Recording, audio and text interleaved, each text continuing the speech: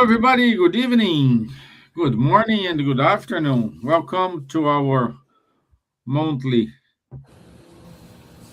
special talk here with Roberto Watanabe. As you know, we are reading and commenting the book is Evolution in Two Words. This is the part number 4, and it is always good to have you all with us. Also, Roberto, who give his time to share these important studies with us. So, hi, Roberto. How are you, my friend? I'm fine, Esteban. Thank you. Hello, everybody. Glad to be here again. Good, good. So, wow, we already have a message from Paty Oliveira, Yeah, Luciana Generoso. So, thank you for staying with us today. And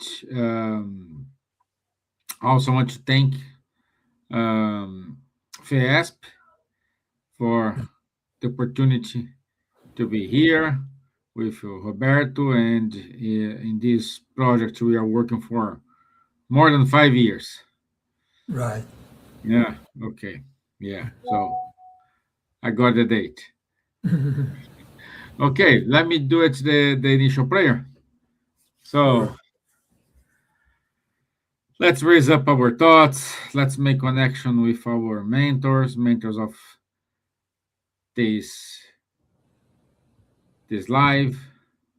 Ask them to enlighten ourselves, to guide us, to guide Roberto in his words, in his thought process. May we have a wonderful time among friends,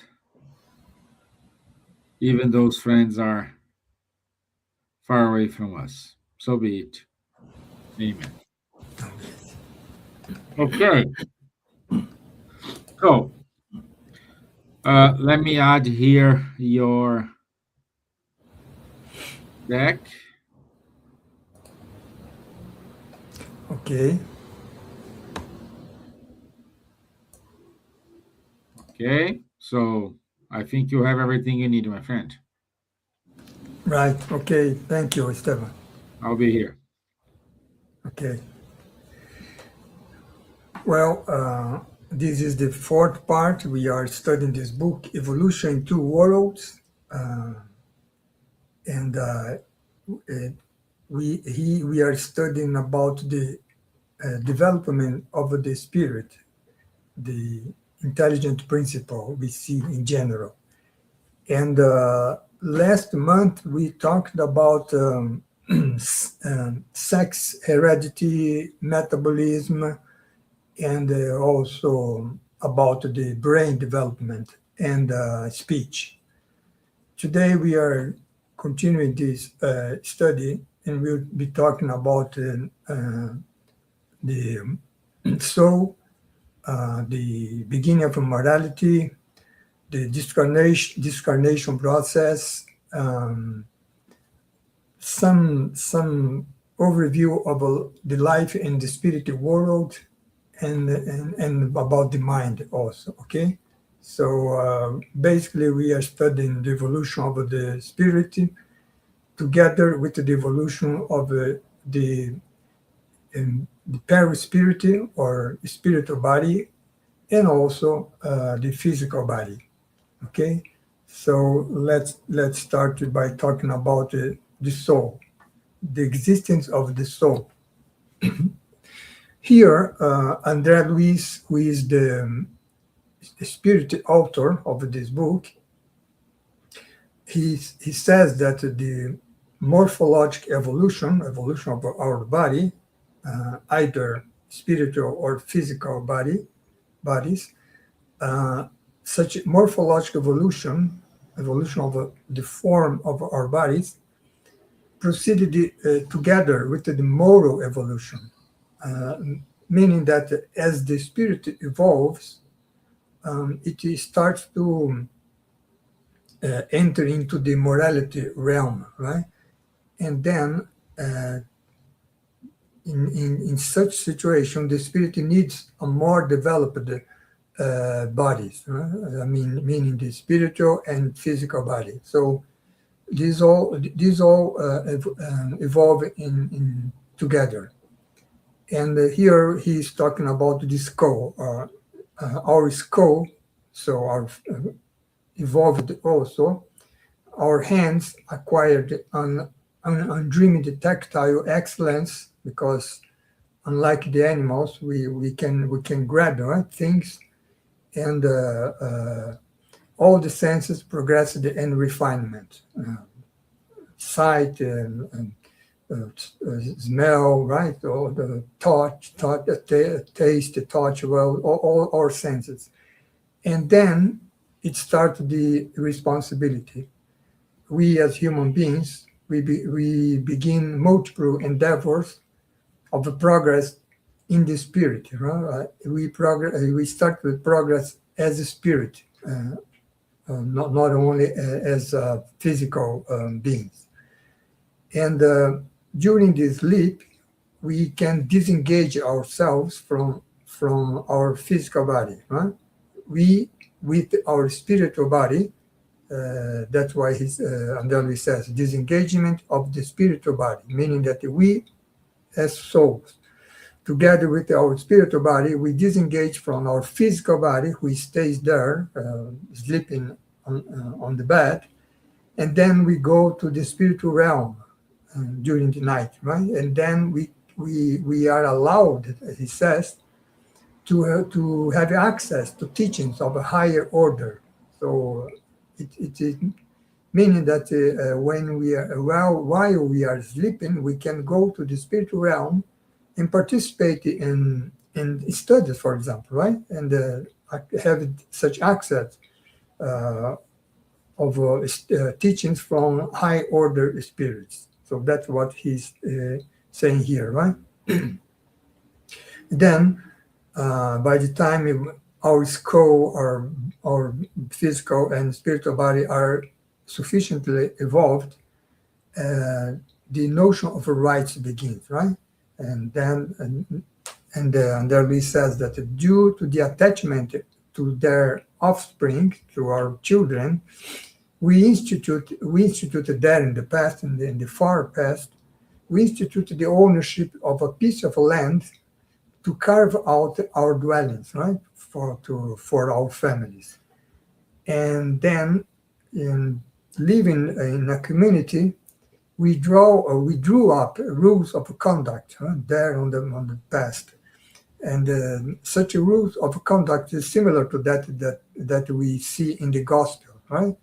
Not to impose offenses to our neighbors, that we would not like imposed on ourselves, right? So this is something that Jesus said, right? And then we stopped to take an advantage of what belongs to our neighbor, for fear of facing penalty of opening ourselves to punishment from our neighbor, right? So here we see the notion of rights and the notions of justice, right? And in this way, and then he says, the notion of rights arises based on respected obligations between the human beings living in a community, right? Then, at that time, we had the awakening of our conscience, right? And at that time, we knew that the birth in the flesh is vested with a more profound meaning, and that we said, right? So we are not here on earth just to live our physical life, right? But we must evolve as spirits. And then Ajali says that from now on, they or we at that time, we did not limit our existence to the journey from cradle to grave, right? From birth to death. But we understood that life records all our personal deeds, and a richer mental life was revealed to us, right? So we are talking about thousands of years ago, right? And then our conscience awake, right? So, and ensuring us freedom of choice. So here we see that free will starts, right? But together with the free will, such freedom of choice imposed on us the result of uh, such goodwill, right? So such free will. So this is the awakening of our conscience. Now here, André Luis starts to talking about the discarnation process, right? The death. So he talks here about the spiritual histogenesis.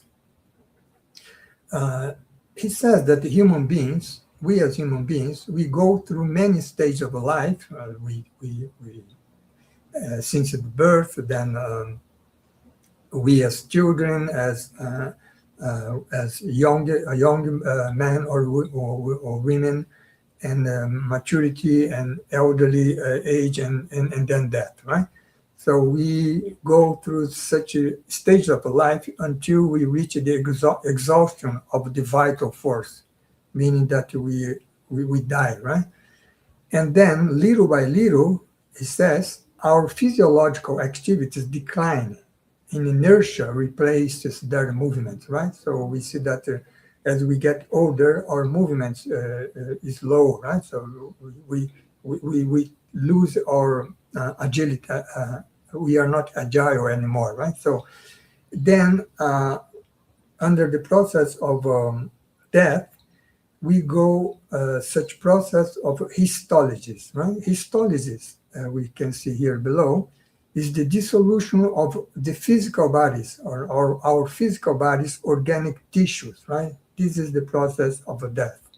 And it started even before we actually die, right?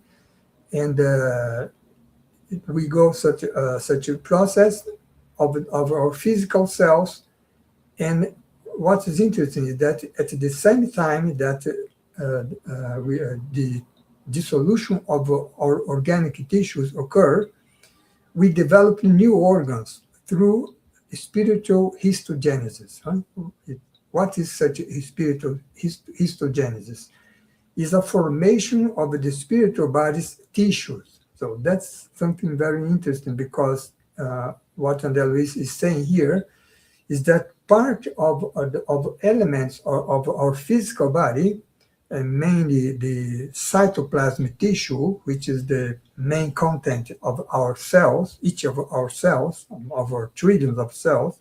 So such cytoplasmic tissue are utilized for to the formation of our spiritual body. That is the body that will be utilizing in the spiritual realm, right? after death. So this is the process that Angelo is explaining here, uh, showing the interconnection, right, between life in the physical realm and the spiritual realm. So this process here, right?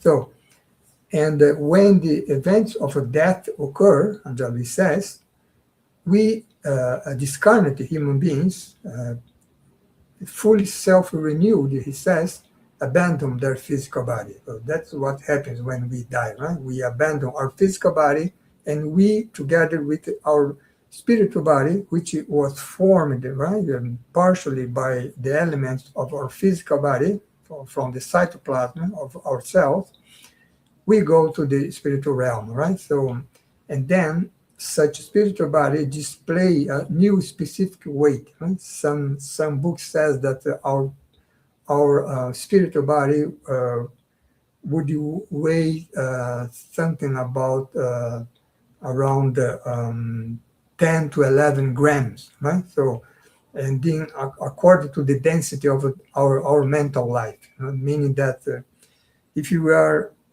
very evolved spirit, our perispirit in the spiritual realm after we die will be lighter than that of the person who is less evolved, right?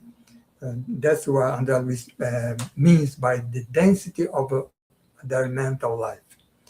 And then there, on the spiritual realm, we have a new means with which to nourish ourselves, right? Which are much like fluidic magnetic suction tubes, because in the spiritual realm, we don't, when we, after we die, there is a changing in our function, right? So we don't have anymore the digestion system because we don't have to eat a solid food, right, there on the spirit realm, and also on the reproduction process, right? Because we don't have sex as we understand it here on the physical realm, right? And we don't have the reproduction, for example, right? And we nourish ourselves there through these, what Anjali says, fluidic magnetic suction tubes, right? Where we can feed ourselves, right?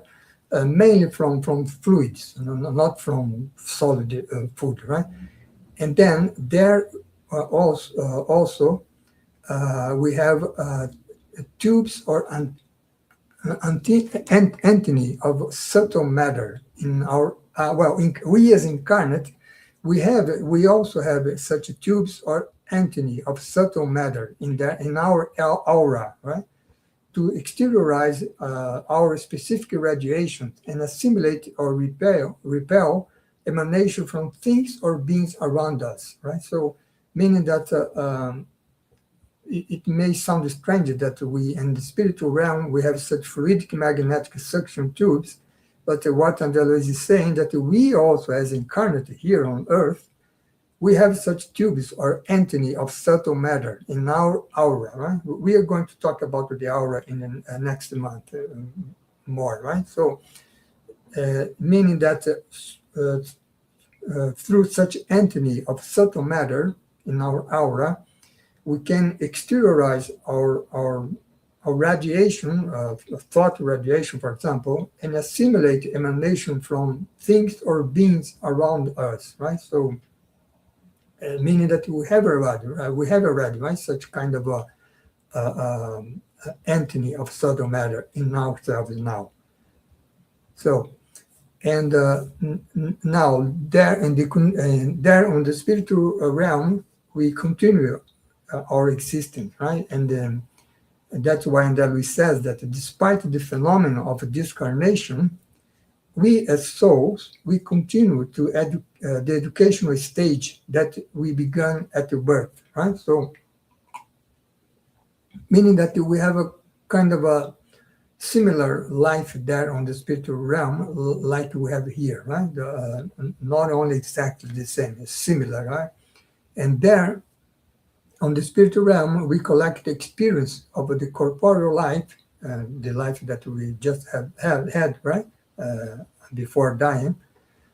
We collect the experience of a discarnation, life in the spiritual world, and the metamorphosis on the extra physical plane, this change, right, that we saw between from the physical body to the spiritual body, and all this the changes that happens in our spiritual body, and then our existence in reincarnation, so is embodied, Angela says, not only on Earth, right, on the physical realm, but also on the spiritual realm, right, on the spiritual world.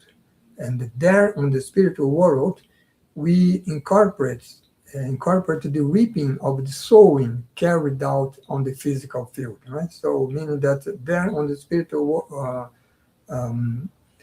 world, we will reap, we will suffer the consequences of bad deeds while we are here on the physical world, or reap the benefit, right, of the good actions that we carried out while we were here on the physical field, right? So that's what Andalus is saying here. Here we see again, right, the connection between the physical and the spiritual world. They are always connected, right?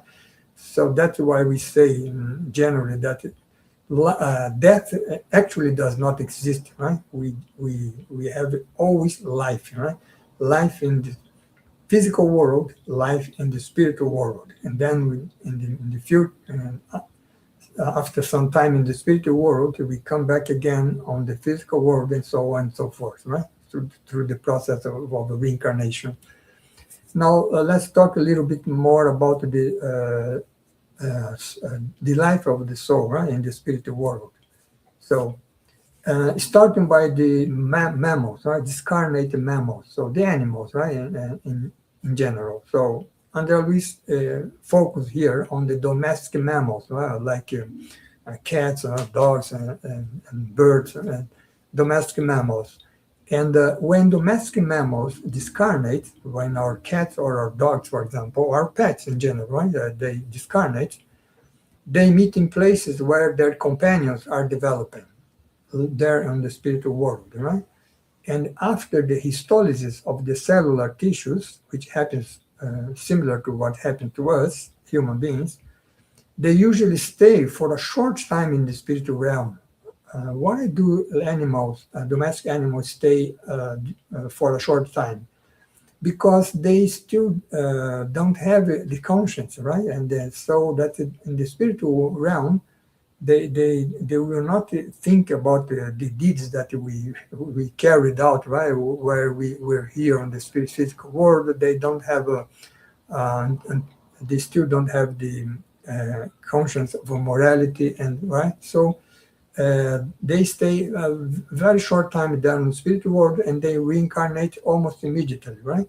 And if not utilized, as Luis says, for a temporary service in the spiritual world, they are automatically attracted to retake a new organism, right? Meaning that the pets that just, let's say, passed away yesterday or today, in a very short time, it will be reincarnating in a new organism. Right? That's what Andale is saying here.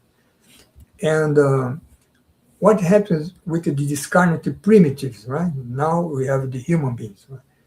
The primitives, when they die, discarnation makes them feel powerless in light of the unknown, and they timidly remain close to their loved ones. So, because the primitive human beings doesn't understand, right? What's this issue of death? What is the issue of the spiritual world? So they, when they discarnate, they stay close to their families here, the physical families, right? Actually, they continue to live between the families, right?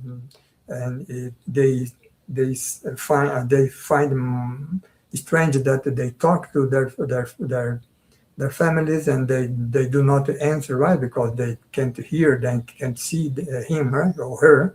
So, and then to be reborn in the flesh into their former tribe is the unceasing aspiration of discarnated primitives, meaning that, well, they want to reincarnate soon, right, in the families again. Uh, Only the physical life have a meaning for them, and the life in the spiritual world doesn't mean nothing to them into this stage, in this stage, right, of life, of their development. So that they refuse to live in the spiritual realm and experience the atrophy of their spiritual body. So the spiritual body normally has the form of a human body, right?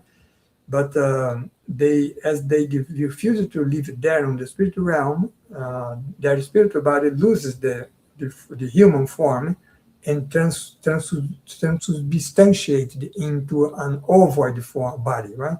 It's like an egg, right? It loses the human form.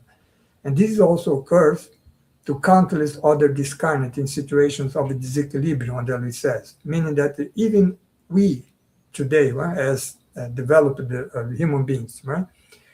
If we die and then we go to the spiritual world, and we have a strong hate, we hate somebody or someone, and then we concentrate on that, we also can lose it. We in that state of a disequilibrium, we can lose our the human form of our spiritual body and become get into this ovoid form, right? So that all can also happen to us, but it normally happens to all the discarnate primitives. So that's why the discarnate primitives also they reincarnate in a short time, right before they die. Well, when after we die, we have such process of reviewing of our experiences, right? From liberation to liberation by means of the death event, we begin to familiarize with the spiritual realm, right? So that after many times, well, many reincarnations, we start to familiarize with the spiritual realm, and then we accept, right, to live there, uh, as we accept to live here. And then there we use the wonders of memory to examine all events of our life in a matter of a few minutes or several hours. Right? We can read in some books that the moment we die, we in such a flash of a time, we review all that life that is just finishing. We will review all the events since the moment of birth until the moment of death, right? And this happens not only with someone who is that is dying, but also incarnate that went through the near-death experiences, right? We have some books also that talks about that, some science books inclusive, right? And so that Andalus says here that incarnates that have escaped the great accidents and attempt the suicides and survived, they tell of a similar phenomenon of a review of their lives. Huh? That in that flash of a time, they review all their lives. Huh? And after such experience, the ones that went through such near-death experience, they change their mind completely. Right? They have a new vision of life. Huh? Because they acknowledge that life is not only here on the physical world, right? But they have also a glimpse of the spiritual realm.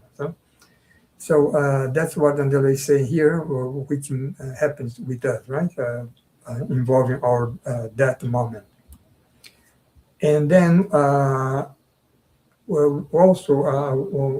also get conscious of the laws of cause and effect, right? Uh, with such an awakened and responsible conscience, we begin to grasp the essence of such a law. And then, when torn and unhappy, and Ellie says, there in the spiritual realm, we cry out in our affliction throughout the great land of cosmic space. Right? We uh, we feel lost there, right? There on the spiritual world.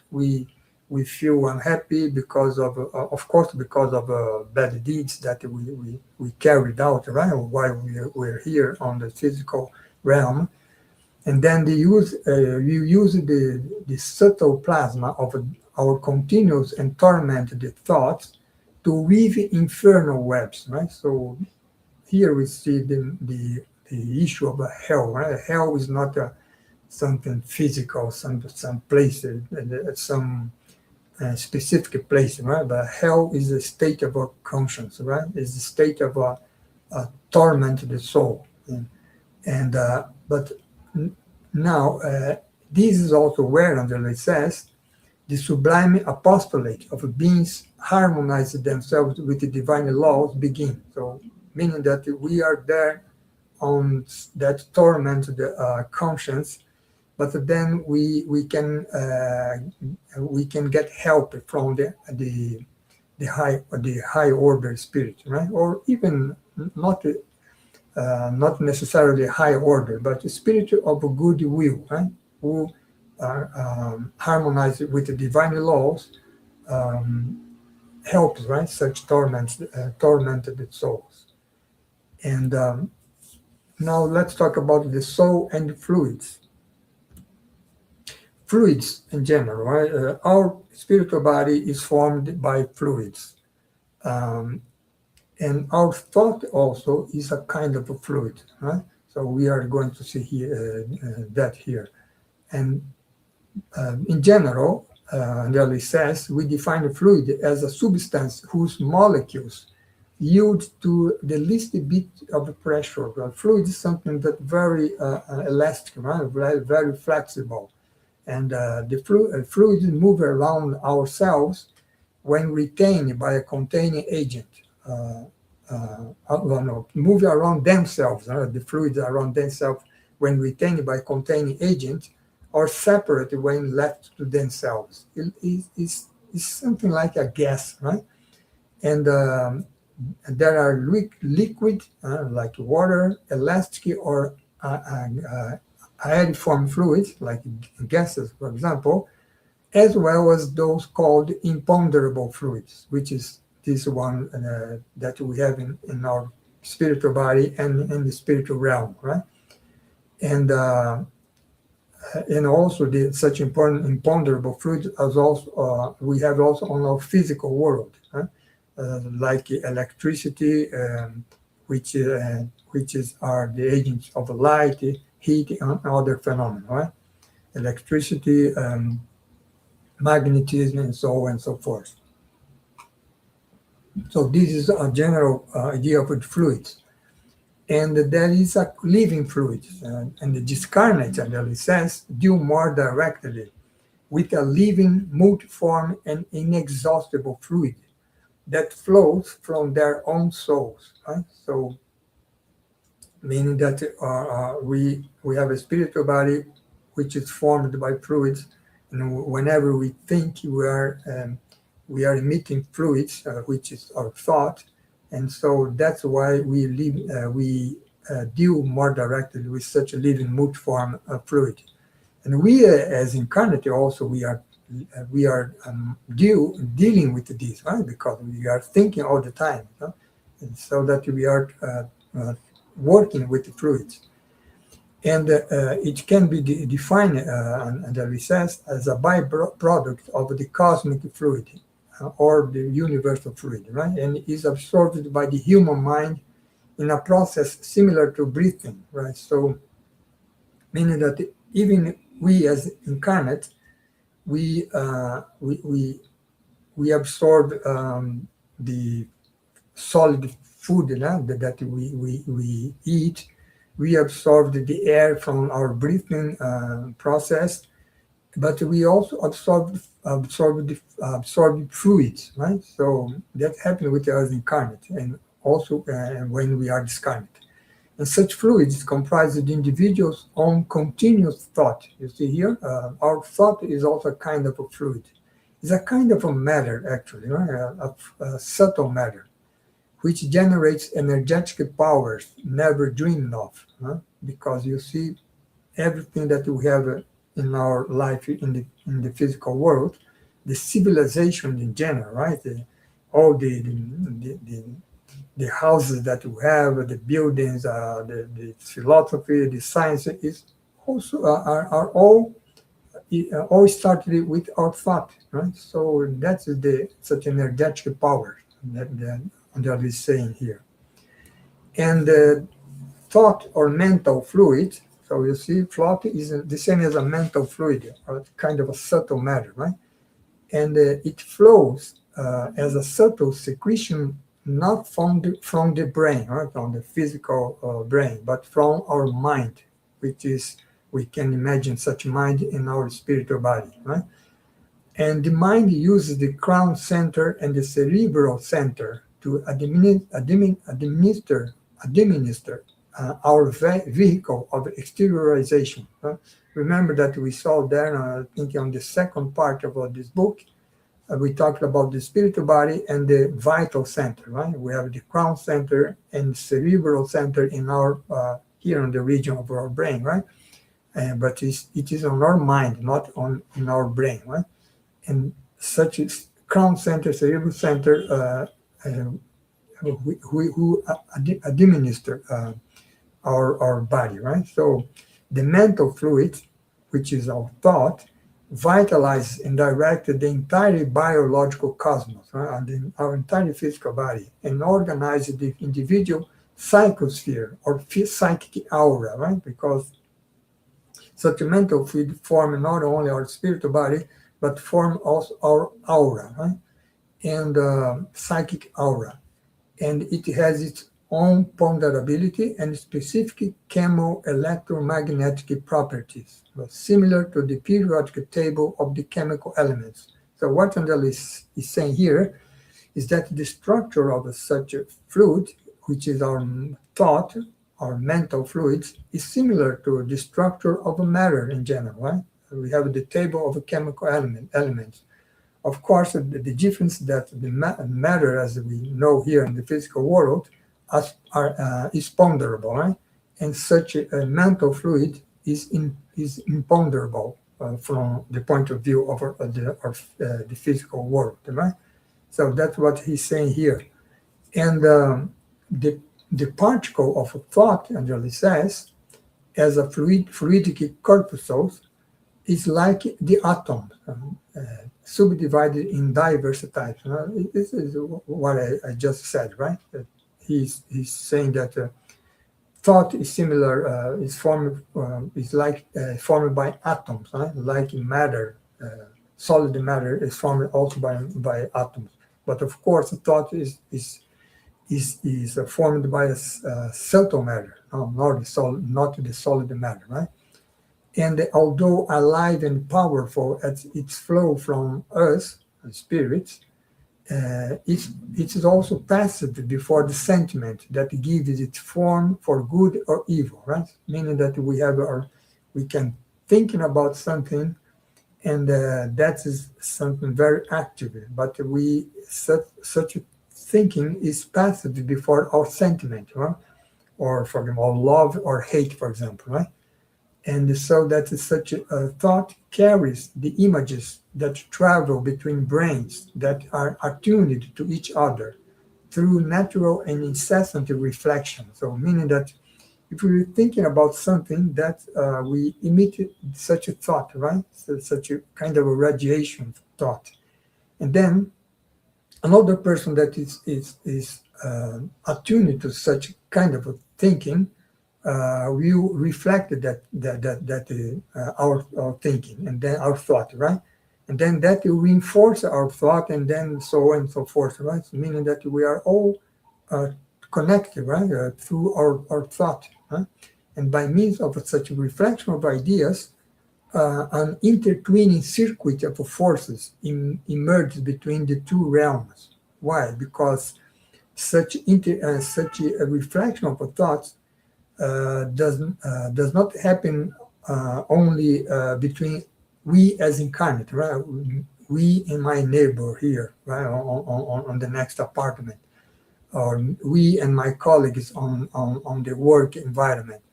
But it also happens between we and the discarnated spirit, right? So that's what such circuit emerges between the two realms, the physical and the spirit. And then through such process, we as incarnated now in the physical realm, we can receive help from the high order spirit, or we can suffer obsession from a low order spirit, right?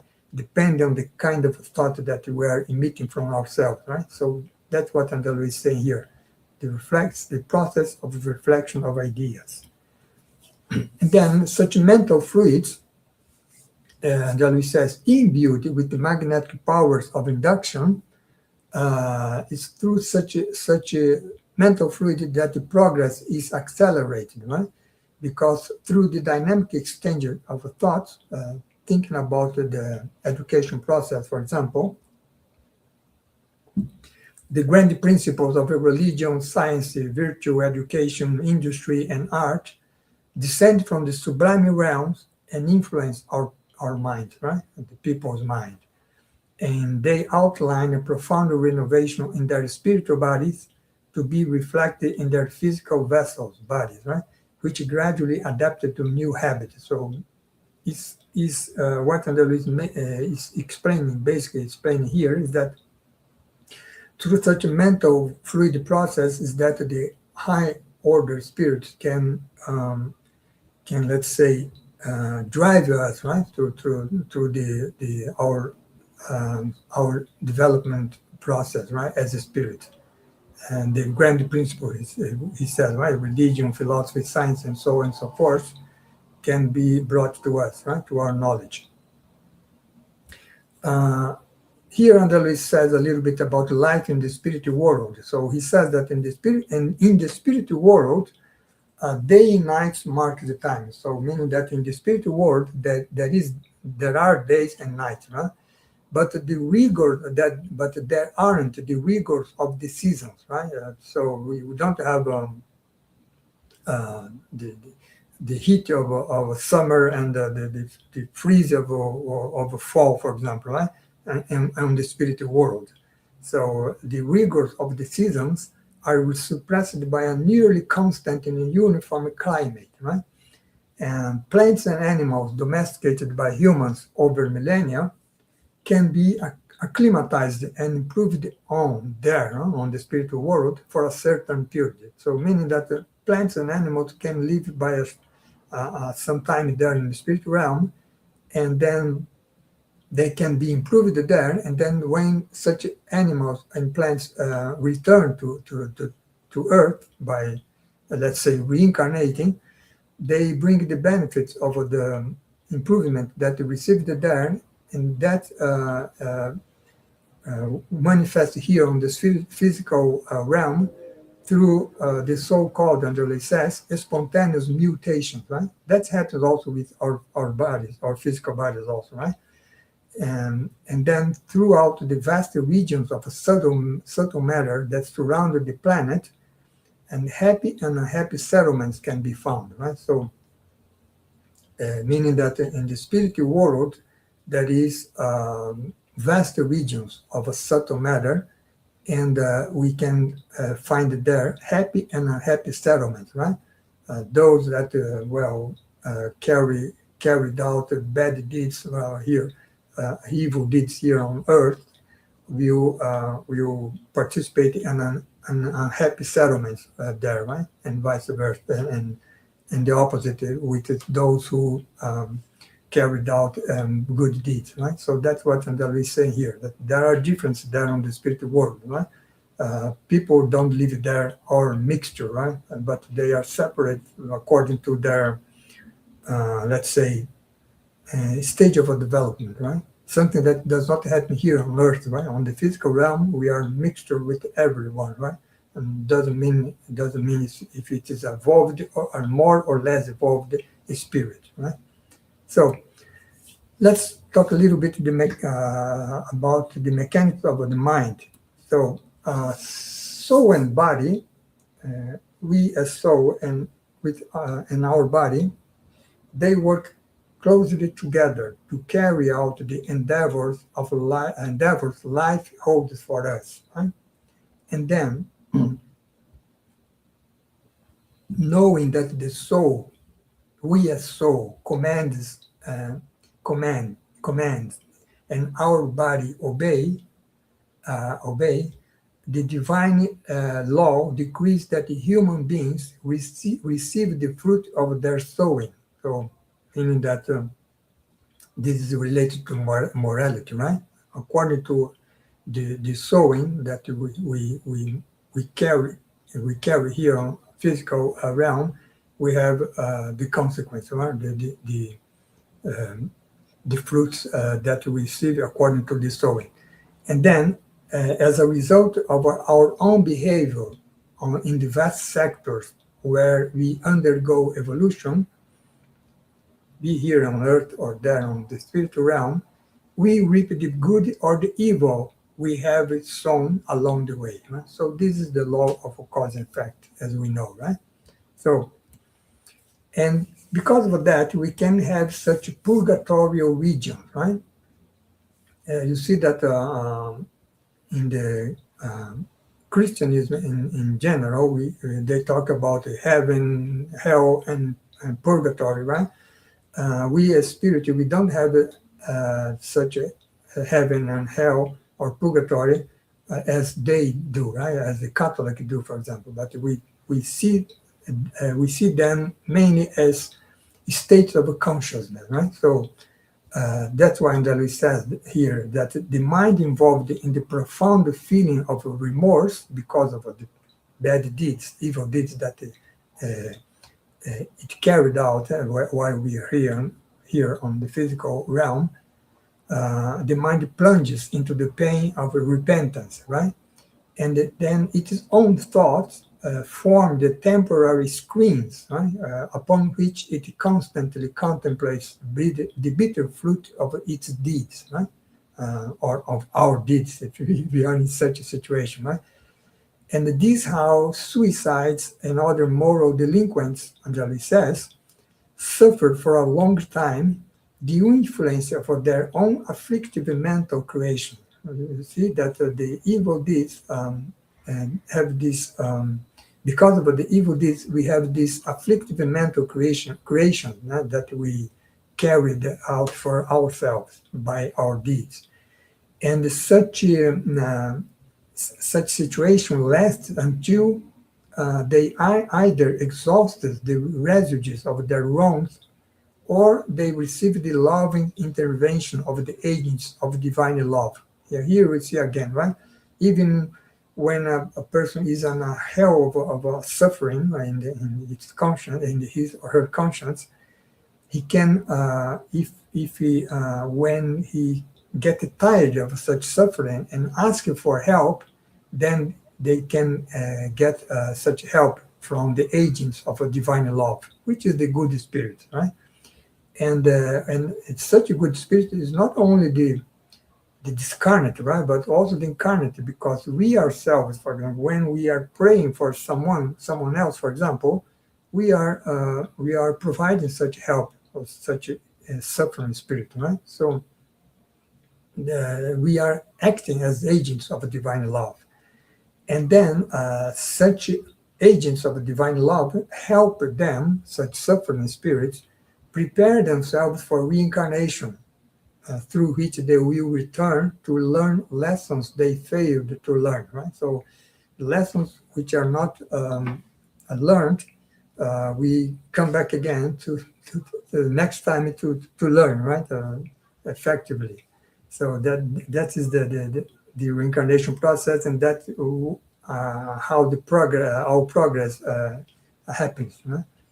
So in the such purgatory regions, the images formed by evil serve to create the regenerative environment in which the soul is hindered in its progress. Well, because such suffering spirit is emitting such a and such thought, right? So such a bad thoughts, and then it creates such a kind of environment. And such environment, together with the thousands of other delinquent souls, are true continents of anguish, and as we said, right? Filters of affliction and pain. So meaning that all the guys on the spiritual realm, all the guys which are in such situation of delinquent souls, they in some way they get together there on the spiritual realm, and then that's why we have the idea of a purgatory region, right? And they're shocked, and he says, by the suffering they created for themselves.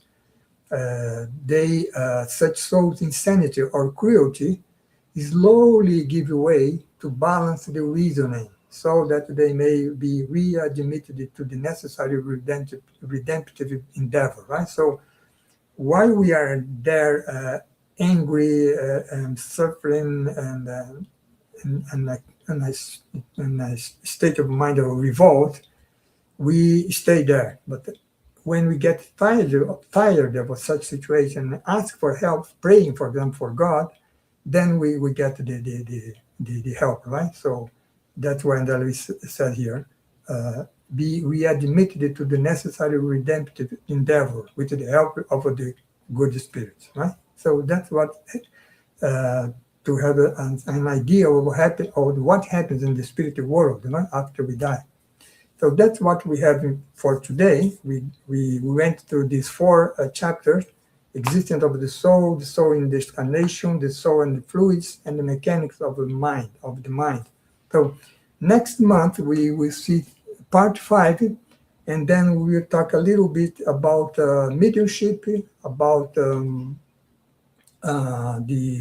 let's say the influence between the spirit, the discarnate spirit and the incarnate spirit. So we talk about vampirism, for example. We explain that more properly, and then that's what we will have in next month, right?